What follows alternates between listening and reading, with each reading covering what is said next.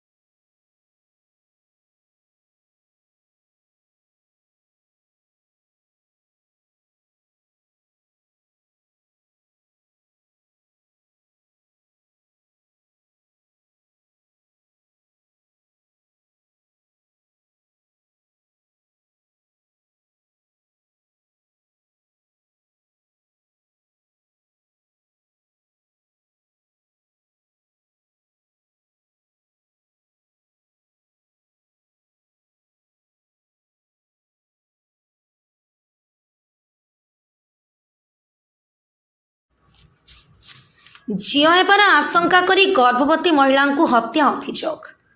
ଢେଙ୍କାନାଳ ଜିଲ୍ଲା କାମାକ୍ଷାନଗର ଥାନା ବିଚାଡିହ ଗାଁରେ ଚାଞ୍ଚଲ୍ୟକର ଘଟଣା।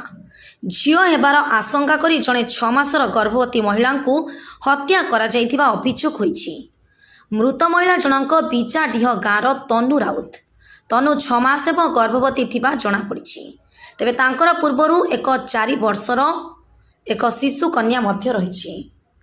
ପୁନଶ୍ଚ ଝିଅ ହେବାର ଆଶଙ୍କା କରି ତନୁଙ୍କ ସ୍ୱାମୀ ରାଜେଶ ରାଉତ ତାଙ୍କୁ ମାନସିକ ଓ ଶାରୀରିକ ନିର୍ଯାତନା ଦେଇ ଆସୁଥିଲେ ଏବଂ ତାଙ୍କୁ ଆଜି ହତ୍ୟା କରାଯାଇଥିବା ପରିବାର ଲୋକେ ଅଭିଯୋଗ କରିଛନ୍ତି।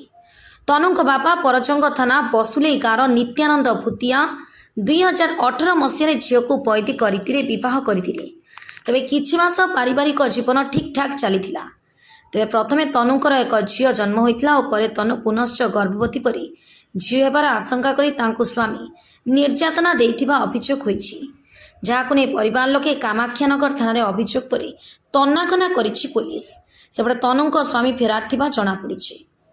ହିନ୍ଦୁଳରୁ ପ୍ରଭାସ ଖୁଣ୍ଟିଆଙ୍କ ରିପୋର୍ଟ, TNS ନ୍ୟୁଜ୍।